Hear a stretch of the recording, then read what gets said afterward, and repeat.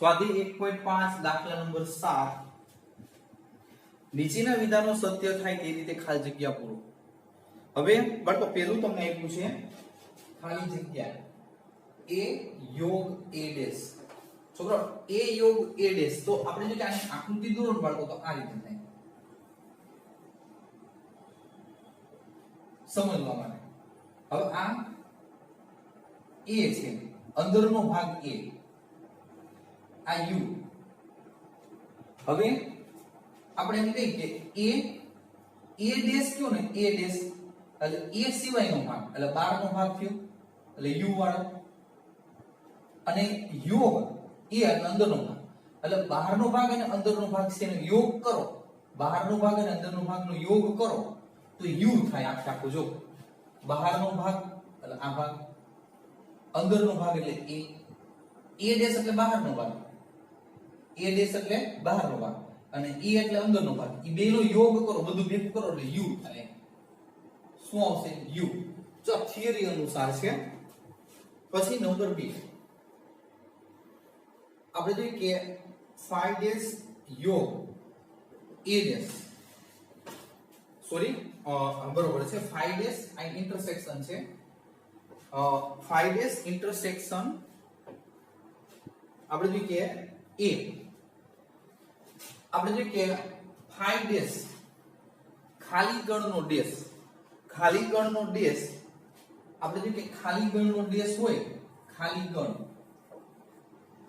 ન હોય એવું બરોબર છે. ખાલી ગણનો ડેશ તો આપણે જોઈએ કે એને થિયરી અનુસાર u કહેવાય.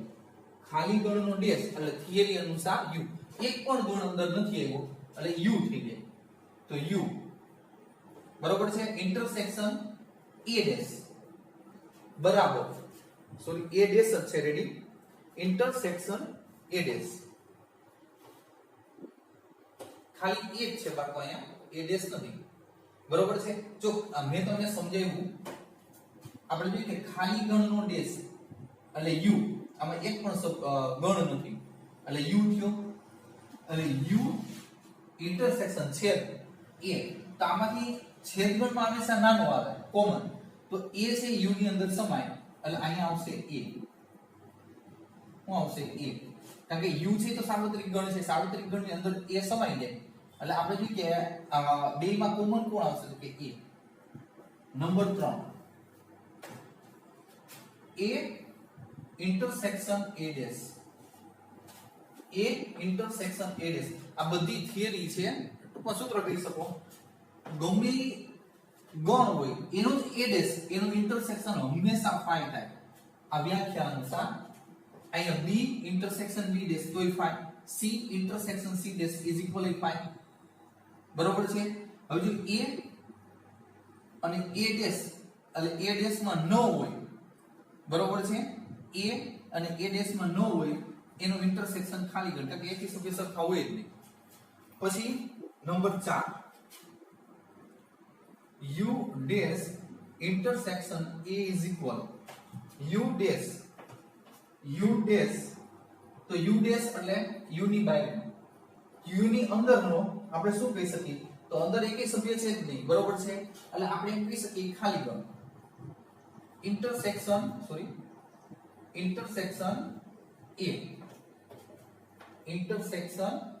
a તો આપણે જે આમાં u ડેશ થિયરી અનુસાર u ડેશ એટલે phi એટલે તમે u ડેશ લખ્યો જો અહીંયા આપણે લીધું phi ડેશ એટલે u ડેશ એટલે phi લઈ શકીએ.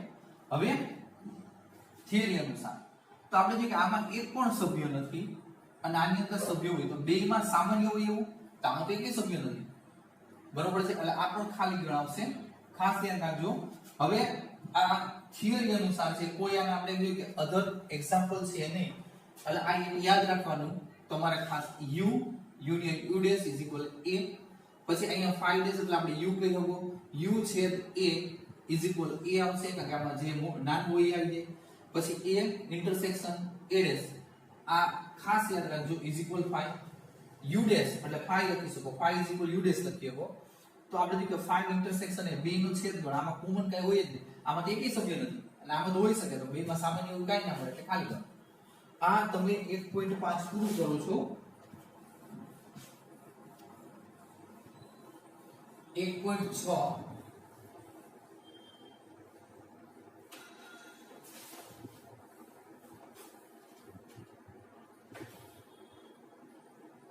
દાખલા નંબર 1 હજુ એમાં મેં તમને થિયરી અનુસાર સૂત્ર તો લખાવી તો દીધું છે આ બધામાં કોમન આવશે number of A union B is equal number of A plus number of B minus number of A intersection B theory અનુસાર તો અહીંયા તમને કીધું છે કે દાખલા નંબર 1 બે ગણ x અને y છે માટે number of x is equal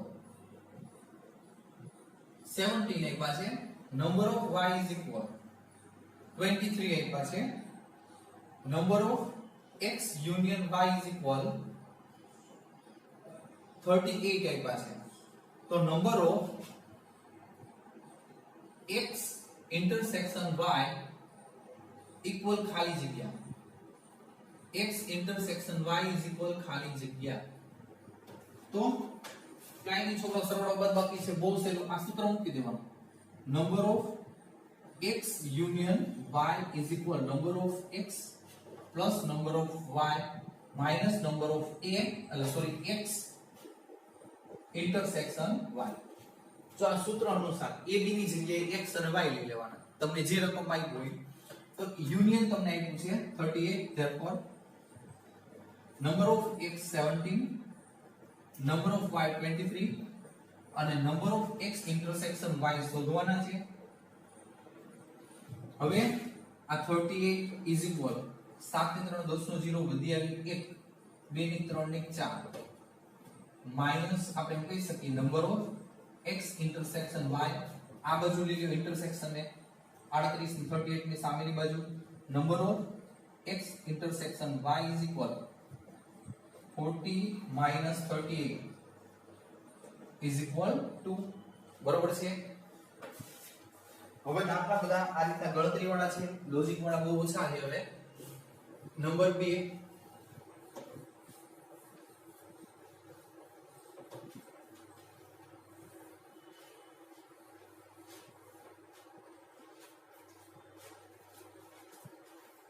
એના પછી છે જો પણ x અને y માટે x યોગ y 18 ઘટકો છે 18 ઘટકો એટલે આપણે કહી શકીએ કે નંબર ઓફ x 18 ઘટકો છે પછી x માં 8 ઘટકો અને y માં x યોગ y યુનિયન y એમાં 18 છે પછી x માં નંબર ઓફ x એમાં 8 નંબર ઓફ y એમાં 15 આપ્યા છે અને ઇન્ટરસેક્શન તમારે શોધવાનું છે આગલા દાખલા અનુસાર જ ઇન્ટરસેક્શન શોધવાનું છે તો આપણે કહી શકીએ કે number of x union y is equal number of x plus number of y minus number of x intersection y કિંમત મૂકીએ આપણે તો અહીંયા આવશે 18 x ની છે 8 આ 15 minus number of x intersection y હવે therefore 18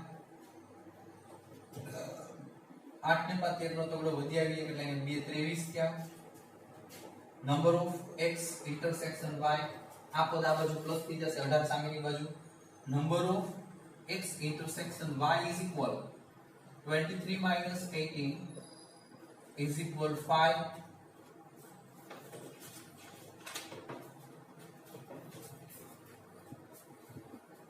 હવે એના પછીનો દાખલો આવો છે પણ થોડુંક આપણે જોઈએ કે કુટ પ્રશ્ન ટાઈપનો છે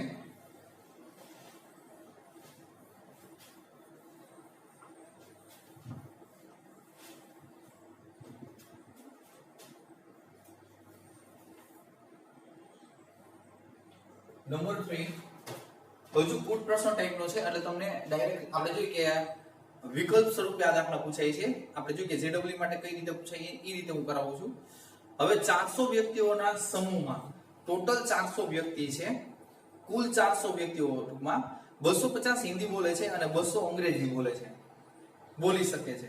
તો કેટલી વ્યક્તિ હિન્દી અને અંગ્રેજી બંને બોલી શકે? બરોબર છે. પછી 400 પૈકી દરેક વ્યક્તિ આ બંને પૈકી ઓછામાં ઓછી એક ભાષા બોલી શકે છે. હવે આપણે જોઈએ કે કુલ 400 વ્યક્તિ છે, પછી આપણે જોઈએ કે બે ભાષા બોલે છે. આપણે જોઈએ કે આ હિન્દી અને અંગ્રેજી, હિન્દી અને અંગ્રેજી. પછી 250 હિન્દી બોલી શકે છે, 250 હિન્દી બોલી શકે છે અને 200 અંગ્રેજી બોલી શકે છે. આપણે જોઈએ કે હિન્દી 250,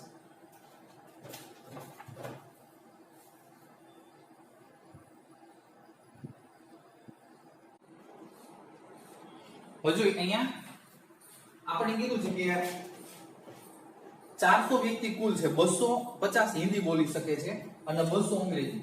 250 હિન્દી અને 200 છે એ અંગ્રેજી બોલી શકે છે. બરોબર છે. ટોટલ ગણતરી કેવી? ટોટલ તો 250 અને 200 એટલે ટોટલ 450 છે. તો આપણી પાસે તો અહીં કુલ 400 વ્યક્તિ જ છે, કાઈ 450. તો આપણે શું કરવાનું થાય? તો જો હિન્દી છે કેટલા બોલે છે? 250. તો આપણે જોઈએ કે 200 અને આ 50 છેદગણમાં લો તો હિન્દીમાં જો 250 આવી ગયા અને અહીંયા હું લઉં અંગ્રેજી કેટલા બોલી શકે છે?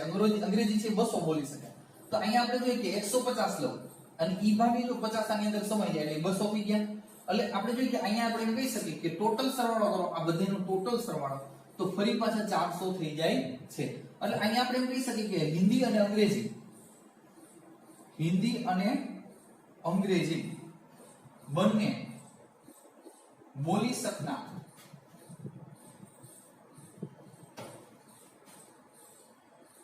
વ્યક્તિ બરાબર 50. હવે તમે ગણતરી અનુસાર કરો તો આપણે કઈ કે x છે હિન્દી અને y આપણે એમ કઈ કે અંગ્રેજી, તો નંબર ઓફ x આપણે એમ કહી શકીએ કે 250, પછી નંબર ઓફ y આ 200 અને કુલ એટલે number of x union y એ 400 છે. કુલ કેટલા છે? 400. તો આપણા સૂત્ર અનુસાર number of x union y is equal number of x plus number of y is minus number of x intersection y. તો અહીંયા બાળકો આપણે કહી શકીએ આ 400 પછી અહીંયા 250 plus 200 minus number of x intersection y. તો અહીંયા 400 અહીંયા આપણે જોઈએ કે 450 બેનો સરવાળો minus number of a intersection x intersection y. બરોબર. હવે આ પદ છે આ બાજુ લઈ લો એટલે પ્લસ થાય number of x intersection y is equal 450 minus 400 સામેની બાજુ લીધું એટલે અહીંયા કેટલું આવશે? 50. કેટલા આવશે? 50. એટલે ગણતરી મુજબ આપણે કરી શકીએ છીએ. બરોબર. 50. અને આ રીતે તમે સમજી શકો કે ટોટલ અહીં કેટલા થાય છે? 450 થઈ જાય છે. પણ આપણી પાસે તો ટોટલ 400 છે. તો આપણે જે વધારાના હોય ને અહીંયા 50 વધારાના છે એ છેદગણમાં લઈ લેવાના એટલે બેયને મળી શકે અને બેયમાંથી બાદ કરી નાખવાનું. જો અહીંયા 250 એટલે અહીંયા 200 પર નાખ્યા, અહીંયા 200 છે અંગ્રેજીમાં તો અહીંયા 150 પર નાખ્યા. તો 150 પ્લસ 50 બરોબર છે એટલે 200 પ્લસ 50 એટલે 250. આ રીતે આવી શકે. અને સેવા દાખલા કોઈ મને પ્રશ્ન કર્યો તો મેસેજ કરીને, બરોબર છે. હવે આ ટાઈપના દાખલા ચાલુ થાય છે અને સરળ જ છે. બરોબર છે. ન સમજાય ફરી પાછો તમે મને કોલ કરીને પૂછી શકો છો.